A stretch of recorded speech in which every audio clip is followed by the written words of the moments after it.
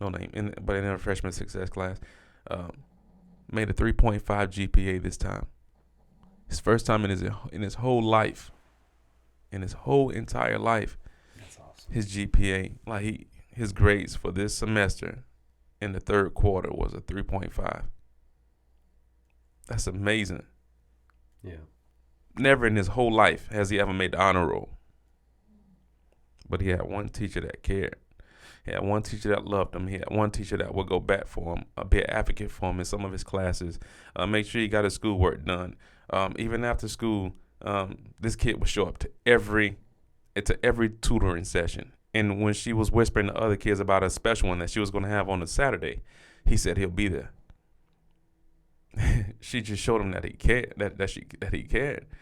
So once she showed him that she cared, now here you got this kid who everybody thought who was just remedial and had issues in life. No, he just needed somebody who cared.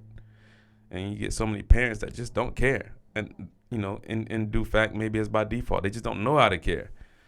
That's a good point. The knowing how to care, because if it's passed down like you were talking from generation, knowing how to care, how not to care, or show how to care even. That's a huge point, because a lot of the parents, are raised under a different way, and yeah, and sometimes we think we're showing we care by doing what we believe, and sometimes we even say that we got to do the hard stuff, right, to show we care, which is true.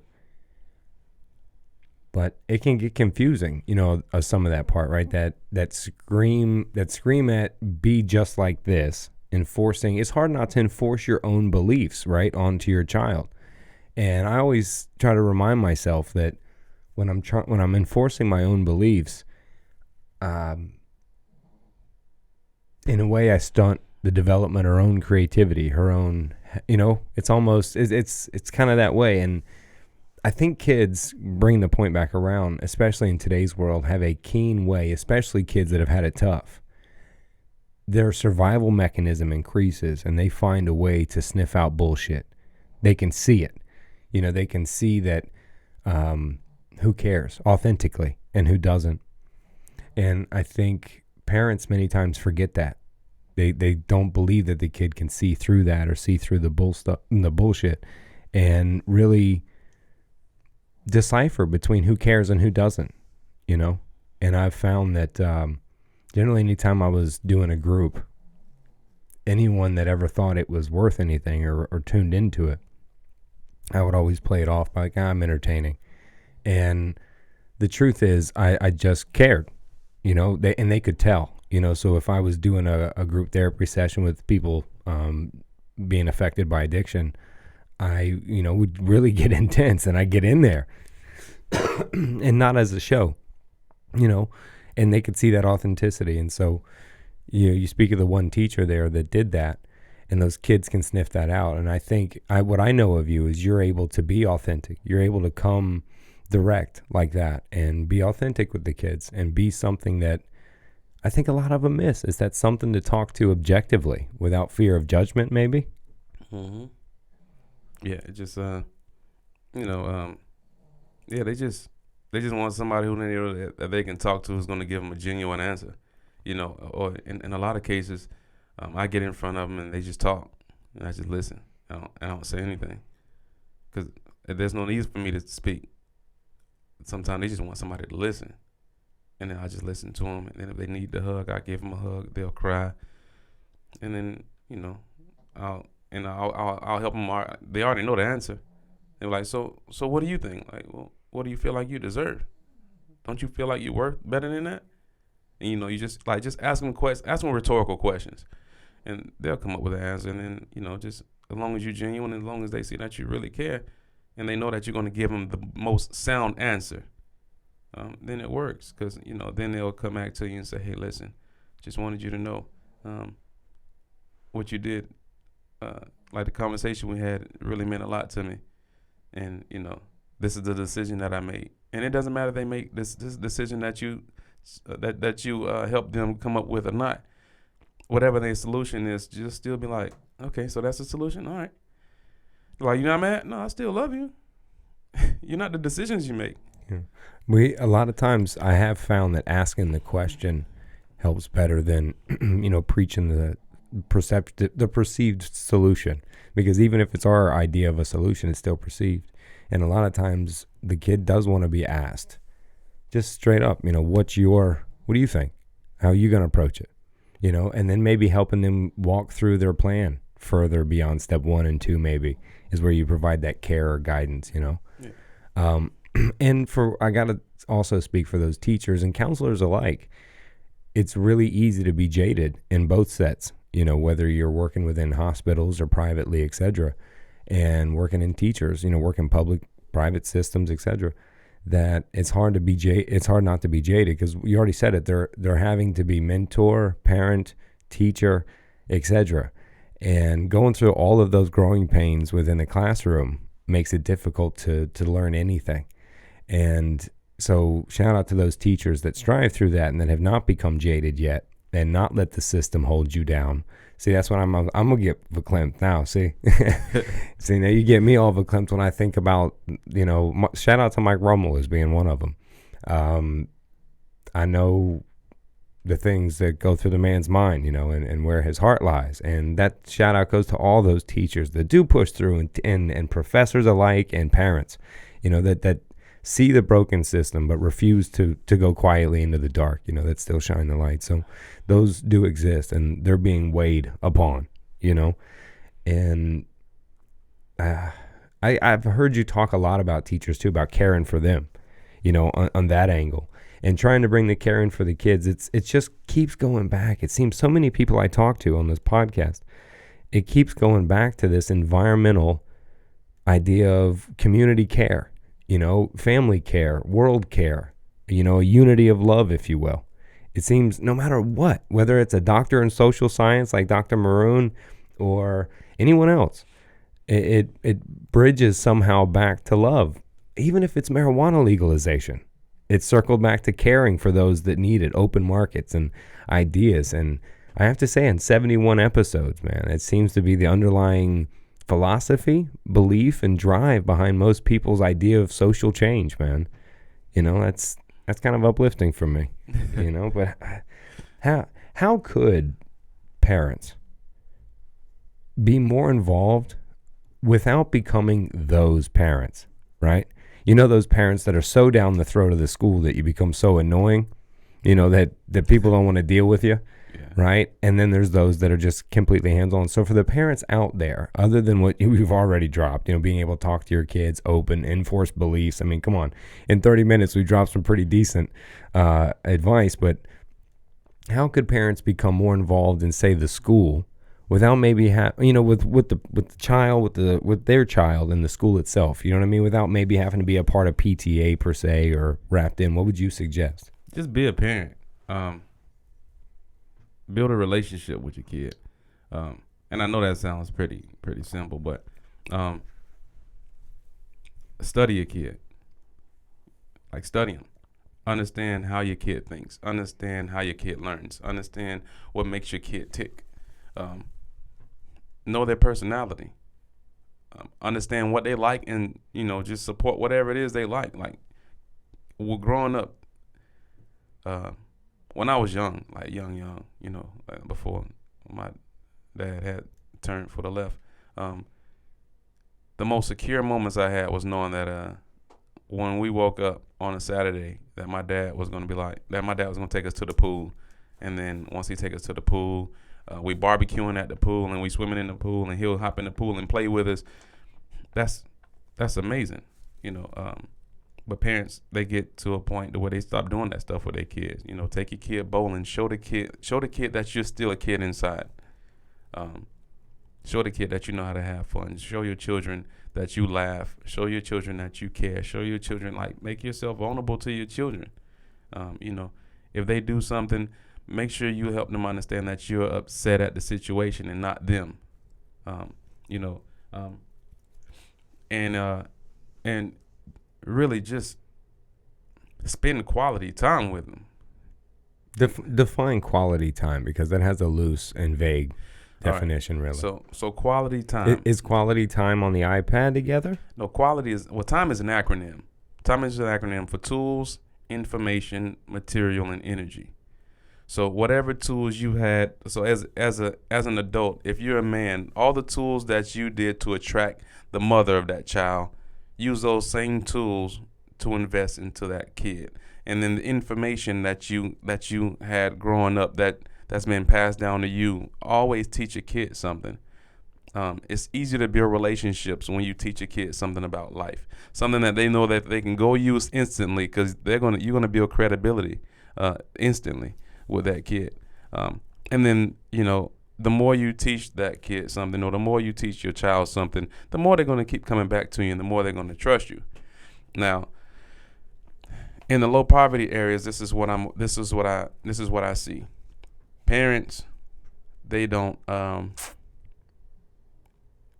for lack of better words, they do what they don't like. It's whenever they don't feel like doing something, because love is a discipline. It doesn't matter if you feel like it or not, do it, because that's what your kid is asking you, because that's what your kid needs. You get these parents who, you get some of these phenomenal parents who, they work in 16-hour days, but they're tired and they just want to go home and go to sleep, but they still spend those 2 hours with their kids. They still go outside and throw the football, or go swimming, or still go to their volleyball games, or go to their track meet, and they're tired, like they're deadbeat tired. Yeah. But they don't do things because they don't feel like it. They do things because they know that that's how their kid know they love them. So there's going to be that barrier of being selfish or being selfless. And most parents that I see in the community that I work, and these kids aren't being parented, is because it's because they're selfish and they don't care and they're lazy. So when you get a lazy parent, then your offspring is going to follow suit. See the parent, see the child. Right. So when you talked about quality time, and I think, just to define that further, I love how you use the acronym: time, information, tools, information, material, and energy. Right. So if you're not. So would you consider quality time just letting as free time for the child? Would you call it quality time to where you get to be the cool parent and sit there and watch some cartoon for 2 hours, or I don't know. I think the tone of my voice is putting too much bias in the question already. But outside of my tone giving away my view, go further into the quality time. From the time acronym, what would really define, actual quality moments per se? Is the question is quality time just letting them go, letting them do whatever they want, and you participate in that with them freely? Would that be considered? Well, as long as your participation is interaction with them, yeah. But if you just throw your kid to a video game and you walk off and you do whatever you want, no. But what about sitting on the couch with them as they watch Dora the Explorer? As long as you ask them questions and interact with them with the TV, then yes. But if you just sitting back and you fall asleep and she's watching Dora to Explore by herself, then no. I got you. So really, the level of interaction, teaching something, right, is really what considered, the quality time together. And a lot of times, in this society, it's hard to bring that. I know a lot of parents walk around with the guilt feeling, that it's tough, to try to make incomes meet, even at a blue collar level these days, not to mention low socioeconomic status in the schools you're in. Drugs are everywhere. It doesn't matter the socioeconomic status. It's infected at one end as much as it is on the other. So you factor in all these ideas, or all these factors that parents are working with. Time does become the most valuable currency, really, above the money.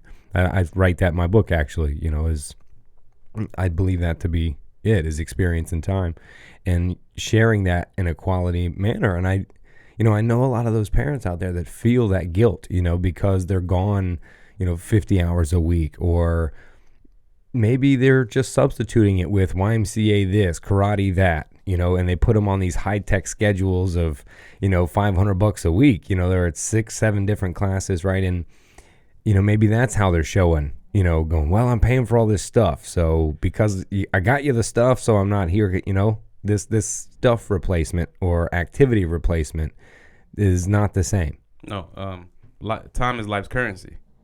And you're supposed to pour into your children. Whatever time you have, pour into them. So whatever the parents aren't pouring into them, I take my time and I pour into them. Because if I don't pour into them and nobody else pours into them, then imagine and Miss Bond in her class. I'm gonna go ahead and probably shouldn't be saying this, but it's so fun. It's okay. It'll work. We gotta have Miss Bond on here, man. Yes, we're gonna get her on here. It's gonna have to be on a Saturday or something. That's fine. Come through. Cause Monday through Friday she's in school, but you sure she's not in her like Superwoman Batwoman cave somewhere on the weekends, like saving cities and saving neighborhoods? She says she is not leaving Evans. I said, if we can duplicate you, we definitely would. But she said she's not leaving Evans. She said, nope, I'm staying right here. She said, I love the kids. I don't like to deal with the parents. I don't like to deal with adults. I just love the kids. You know what we should do? Before you get back to your example in the classroom, we should go out and do a live podcast from Evans High School and interview her on campus and broadcast live. I don't think she would go for that. No? Why not? Because when you start talking about kids, it's a passionate moment, and yeah, I don't think she's pretty private. She doesn't want. I mean, you'll know that she's passionate, especially based off of work. That's all right. I'll get her on the podcast. But we don't. But I don't think, because if she cry, the whole school will cry if she cry. Mm-hmm. So if she starts tearing up, the whole school. Yeah. Well, because she shows everybody that love. Who couldn't use that kind of love touch on a school day? Well, we'll see. See. Let Miss Bond talk to me for a minute. I'll curb it into going to her. She'll have to. If she denies it, it'll be denying the use of her energy. No, she's very good at deflecting energy off of her. Now, she's not gonna you are. Well, sometimes, yeah. But she's a professional at it. Like, you're not getting ready to tell Miss Bond how great she is. She's gonna act like you never even said it. No, I wouldn't do it. I'm telling you. We'll see. I pull out all the stops. So you gotta have integrity when you're trying to convince somebody to do something. Just know it's gonna take.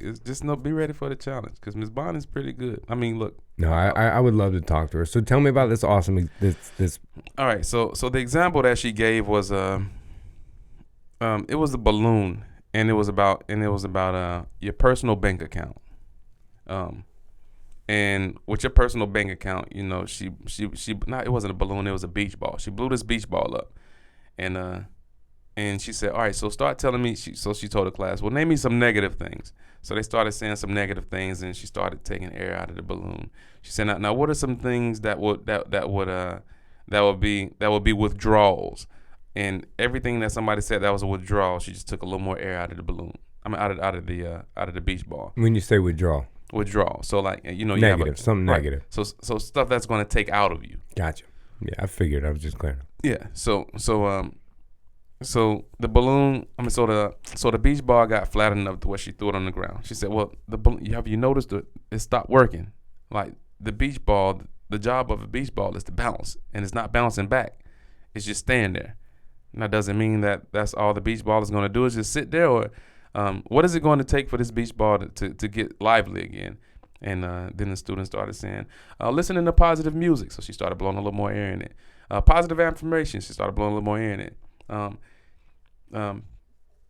People to care about you and a little more. So, it just came to realizing that if you want to be happy and with your personal bank account, you got to make sure you're around people who are going to keep investing into you and being positive. And although you may be the one who's so hard on yourself and deflating yourself, that you have somebody or you have a team around you that's going to keep pouring into you, to where you're not going to find yourself deflated or defeated. You'll still keep enough air to where you can bounce back from everything that you feel like you're getting ready to go through. And I found that was amazing. I think that was symbolic to a lot of people who are in debt as far as their personal bank account. Can I add to her metaphor? Go for it. All I started was envisioning, though. But if you keep filling it up with all that hot air, it's good, but you need the humility to balance it out. And I'm trying to play both sides, but you need the humility to balance it out, because if you don't, you overfill and your head will pop. And then you fly all over the damn room or two. One of those two things. If you fill yourself up with too much pride and arrogance, you're done. So she could, further that. They're trying to find that balance, man. And, I wanted to, as you were talking, I was imagining the balloon going up and a kid trying to envision that, of trying to learn to speak positive, especially if the environment at home is speaking negative on all fronts, right? That's where they're learning to talk to themselves. The inner dialogue or that child's narrative of their life, has been shaped by how their parent shapes their life. And I think parents forget that. And a lot of times they're at home. We do it sometimes where you may be negative about the world or an impact or something like that, a cause, even a person, someone they don't even know, someone at your job. And the kid is learning. The kid learns and they absorb. They go, okay, that's how I respond when the world doesn't go how I want it to. All right, this is how we resolve those issues, right? That's where they get the imprint. But I couldn't help when you talked about kids not having really anyone to talk to objectively. I talked about the counselor route. What does a kid do that may be that beach ball on the ground? What are the steps at a school? What does the school provide? What is, if not, right? We would assume the parents, right? You'd want to talk to the parents, but let's say that's just not going to happen for some reason. What steps does a kid take to, I don't know, find help or do that within the school system? It just depends on if they're aware of what their options are. At Evans, it's a different ball game because they have so much support. You have Elevate. There's a lot of programs. You have Elevate. You have City Year, and they're more like Elevate is more mentors. Is more mentorship program. It's more of a mentorship program than anything. So if they can't get into Elevate, and then you have City Year. Now City Year, it's a company to where it's a bunch of students. Now they're college students, and some of them they just graduate high school, but you got to be like 18 and older to go. But City Year, your job is to go in and tutor the kids on whatever it is from wherever standpoint they are, and help them pull their grades up. So they're inside the classroom tutoring, and then they stay after school tutoring. So they're more like teachers' assistants. And not only are they teachers' assistants, but even after they leave out of the classroom, once school is over, they still stay after school for a few extra hours, tutoring kids. So City Year, they're more like mentors and tutors too. Now, in AmeriCorp does the same thing. Now these is just at Evans and a few other schools. So I don't know what they have nationwide. Sure. But I know City Year is nationwide. Those seem to be academically involved. Where does a kid go that may be emotionally, experiencing things in life? You know what I mean? Where do they go? It seems that there definitely seems to be a lot of programs for academic help for sure. Because let's face it, that makes the FCAT scores or whatever this new test is now. It makes all the new scores better. Makes the school grade better. So it seems to be a lot of influence in helping the grade. I'm all for that, but the grades, I think, are also more of a symptom to where if the grades are bad, I'm going to say that there's probably a symptomatic something happening, so how does the school provide, or do they provide a way for a kid to find release that way? Or help that way? There's no one how. I like kind of how you said that. There's no one how. Right. Yeah, go ahead. So as far as the parents go, like it's parents, man. No parents included. We said because a lot of these kids don't have the parents, and let's face it, a lot of parents don't have the principals. But you can't. I walked into that on purpose because the truth is I don't know. You would know, but I don't think there is any way that they can go. And you mentioned it. The teacher has to be not only the parent, not only the teacher, but also the therapist and the counselor. You can't do that. That's so biased. And so this one would explain why teachers struggle in and out of what to do, because that's 3 roles you got to play that are impossible. And truthfully, right? You can't be the parent and the teacher, if you will. You can. There's homeschooling, so that happens, but it's difficult. So then you throw in the other mix that you also have to be the counselor, the person that they can talk to. Yes, you can, to limits, with parents. Depends. But my point is there's so much given to grade performance to the kids that, is there any way, it's people like you, really, you're the go-to. It's the yous that work in these schools, man, that really seem to be the only outlet left for these kids to go, guess what my life is like? Instead of going, yeah, I couldn't do homework last night because, well, I slept in the porch. You know what I mean? So that guess who fault that is? Like, the school can only do so much. Right. But if parents just became aware of it, if you can just do something is make sure that your kid sees you every day. Feed your kid in the morning. Feed your kid at night. You know how many, what is it, 1 out of 5 go to school with no food? I think that's somebody have to double check me. But when you say that, people may laugh, but think about that, for a moment. You know what I mean? Like, what? I mean, it sounds simple, right? Feed your kid or provide that, right? Or teach them how to feed, right? I kind of like that idea. Teach them how to feed, because a lot of people are just providing the food, and what's being provided is killing them. Right. So I like the idea of teach them how to eat. I do say in the book also that one of the most important roles as a parent, if not anything earthly, if you will, nothing above earthly responsibility, in my opinion, as a parent, than to teach how to eat, what to eat, and how to stay healthy. I mean, that stops harm. That stops hurt, pain, harm in a lifetime. So above that, there's nothing else, So I went on a ADHD caffeine-induced tangent. No worries. That's what I do, though. You're always prepared for that. Somewhere in there was a guide back to a question, right? As far as the parents, we keep going back. What their role, because it's man. All right, no names. Thank you for the reminder. I used to coach Part 1 of football, and when I was coaching when I was coaching this year, this year particular, I ended up having to quit. Don't even use the league. I quit coaching. So I was coaching this team. I can't say the team. Yeah, don't say the team, the league, nothing. So I was coaching this team, and the father of one of the kids ended up saying, "You'll never be a man unless you go to jail." What? And I almost fought him. So What? So it didn't go so great. And then I ended up seeing him. Tuesday. So I ended up seeing the kid. Got goals in his mouth. He's in and out of juvenile detention center, and shout out to those that have gold in your mouth that aren't doing that. Very, very. I mean, he was what? He was 12. He's 16 now. So he's 16. That was 4 years ago. Yeah, it was about 4 years ago, 4 or 5 years ago. Has he been made a man yet? He's been in and out of Department of Juvenile Detention Center like week in and week out. Yeah. And so how's that worked out? Well, I mean, yeah. It's the parent. Fuck. So the parent kind of how do you not go home? Situation. How do you not chase him home, man? I got to stay in my lane. Yeah, you have discipline out this world. Yeah, right. Never so, mind. I understand that. I understand that there's order, and he's not my offspring. But I told him, I said, look, now when sweetheart, like good kid, very respectful, listens. Nobody has problems out of this kid. It's just his parents stuck him in a situation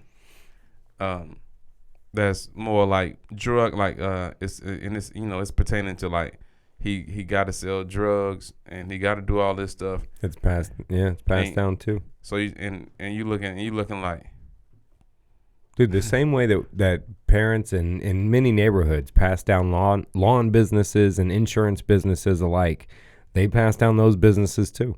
Yeah. So and he was forced into it, and he has a brother. Now his brother's been shot. Now these are the kids that I'm like, So I told him, I said, look, man, I said when you get your schedule, because I saw him a month before.